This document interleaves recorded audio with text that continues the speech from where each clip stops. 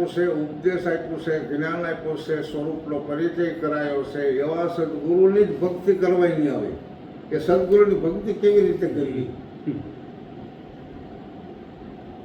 બરાબર. સદગુરુ આપણો દેહ જે હોય એને માનતા હોય તો સદગુરુનો દેહ તો કાયમ આપણા પાસે હોય નહીં. પણ સદગુરુએ આપેલો ઉપદેશ અને વચન આપણી પાસે છે. સદગુરુએ આપેલો ઉપદેશ અને સદગુરુનું વચન આપણી પાસે છે. ગુરુ ભલે ગમે 12 વર્ષે આવે, પણ 12 વર્ષે આવે અને નિષ્ઠા ન ચૂકવવા એનું કામ છે. નહીં તો 100 મહિને વિદ્યા જતી રહે. બરાબર. આ વિદ્યા જાવી ન જોઈએ.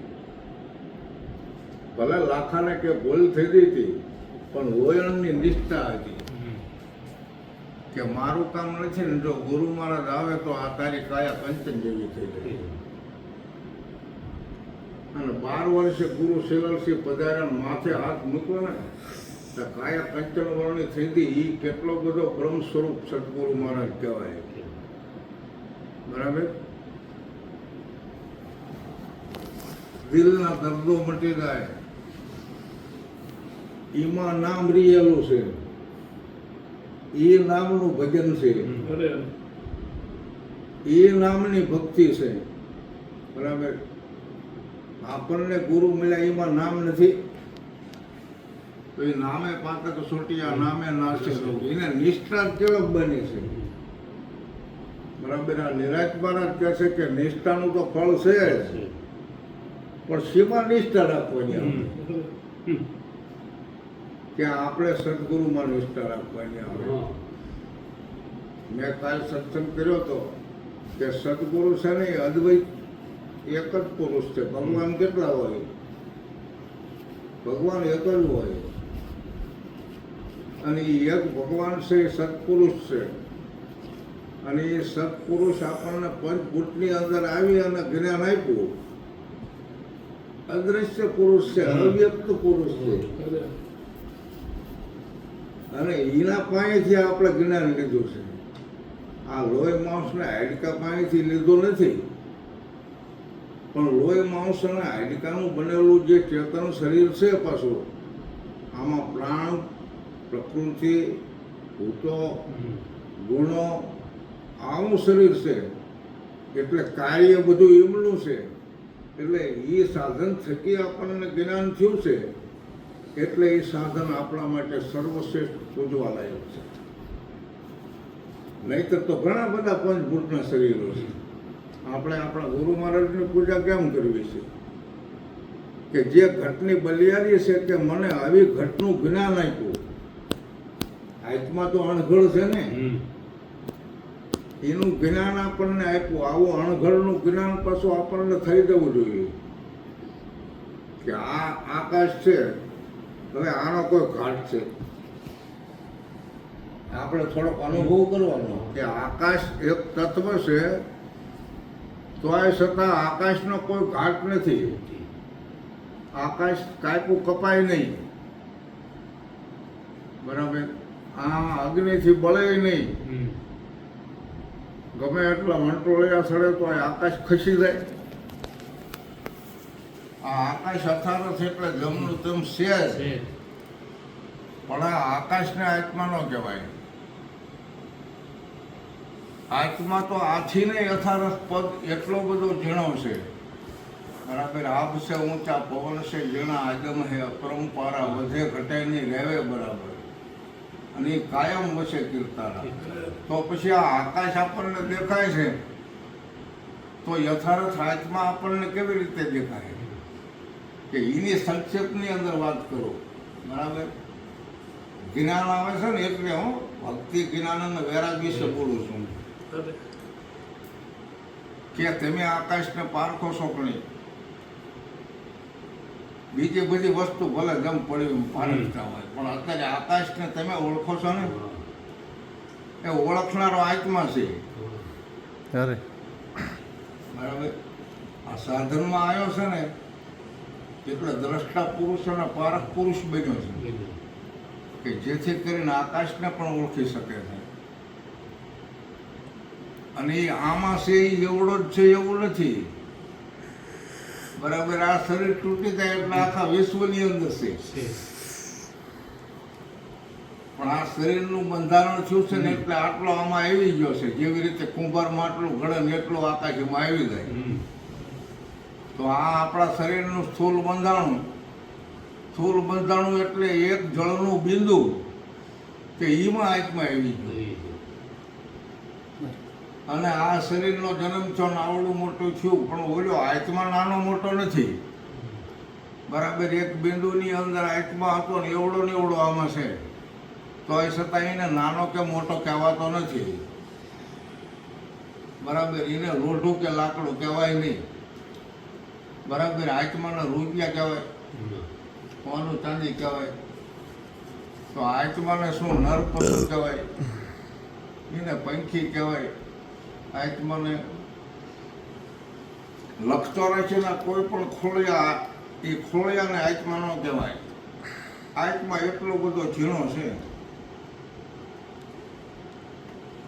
એ આવે નહીં, જાય નહીં, વધે નહીં, ઘટે નહીં. આવે, જાય, વધે અને ઘટે એને માયા કહેવાય. ત્યાં માયા એની મચે વધે છે અને એના વચ્ચે ઘટી જાય છે. અને એના કારણસર એને માયાને આવવાનું શોષણ, જવાનું હોય તો જતીએ રહે. આવે, જાય, વધે અને ઘટે એને માયા કહેવાય. પણ આ વધતો ઘટતો નથી. બાળપણમાં આત્મા આપણામાં ખરો, પણ એવડો ને એવડો. જુવાન છે ને તો એવડો ને એવડો. અવસ્થાવાળું શરીર થઈ ગયું ને તો એવડો ને એવડો. આત્માને કોઈ અવસ્થા નથી. આત્મા કોઈ વસ્તુ જ નથી. આ આકાશ છે, આને ખાલી આપણે નામ આપ્યું છે આકાશ કહેવાય છે, નહીતર આ ખાલી જગ્યાને શું કહેવું? કે આ ખાલી જગ્યાનું માપ જ નથી. આકાશનો શેડો ખરો, તમે જ્યાં નજર કરો અહીંયા આકાશ જ છે. તો આમ વધારે નજર કરવી એટલે વાદળી રંગનું આપણને દેખાય કે આ આકાશ છે. બાકી આ ક્યાં વાદળી રંગ લાગે? તો ઓલું તો માપ જ નથી એટલે આપણને એવો કલર પકડાય ને એવું આપણને દેખાય. કેમ કે આ આકાશની અંદર ઘણી બધી વસ્તુ રહેલી છે ને, એનો બધો રંગ છે. કે શું છે કે 9 ગ્રહ છે, 9 તારા છે, સૂર્ય છે, ચંદ્ર છે, પછી આ સમુદ્રો બધા પૃથ્વી ઉપર છે. આખી પૃથ્વી આકાશમાં જ છે. તો એમાં પૃથ્વીમાંથી આવું બધું છે, તો પછી બીજા ગ્રહોમાંથી શું નહીં હોય? તોય છતાં આકાશ અમાપ છે, જેનું કોઈ માપ ન આવી શકે. તો આત્મા પણ એવી રીત છે જેનું કોઈ માપ ન આવી શકે. આ લાંબો પહોળો ચોરસ સરખો તપાસો તમામ. લાંબો પહોળો ચોરસ સરખો તપાસો તમામ. માપે કોઈ મરજી હોય ને અમારા પ્રણામ.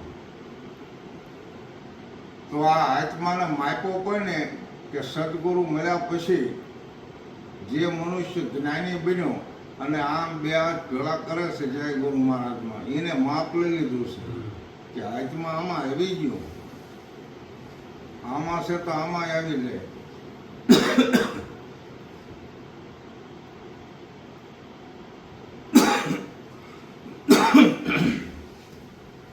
પછી જ્ઞાન આત્માનું જ તે.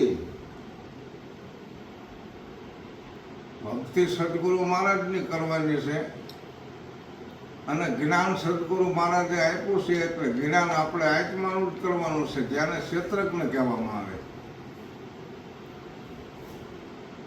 ગીતાજીના 13મા અધ્યાયમાં વાત કરી છે ક્ષેત્ર અને ક્ષેત્રજ્ઞ યોગ.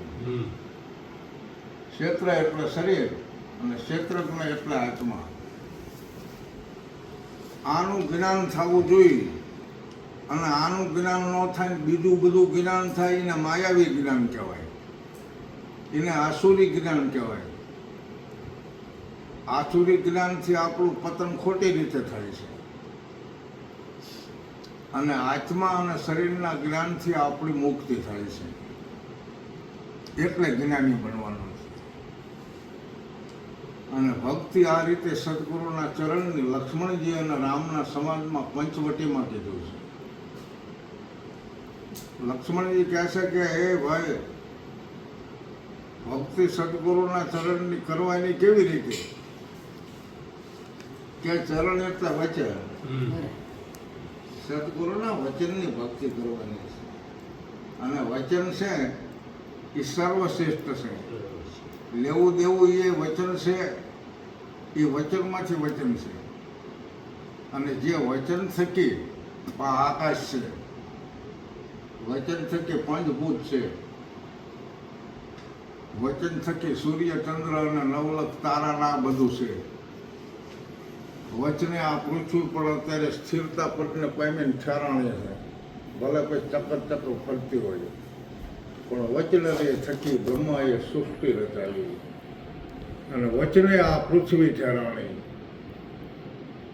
અને એ જ વચન સદગુરુ આપણને શાનમાં સમજાવે. વચને થાપ, વચને ઉથાપ, વચને મંડાય પાઠ, વચને સદગુરુ શાનમાં સમજાવે, જેને વચનનો લાગ્યો હોય સાથ. પણ પરિપાકવતા આપણામાં પરિપૂર્ણ એવો વિશ્વાસ આપવો જોઈએ. નહીતર તો કાલે ગુરુ શિષ્ય હતા, ઓલા ગણપત મહારાજને પહેલા બહાર જમીન આમ બહાર નીકળ્યા,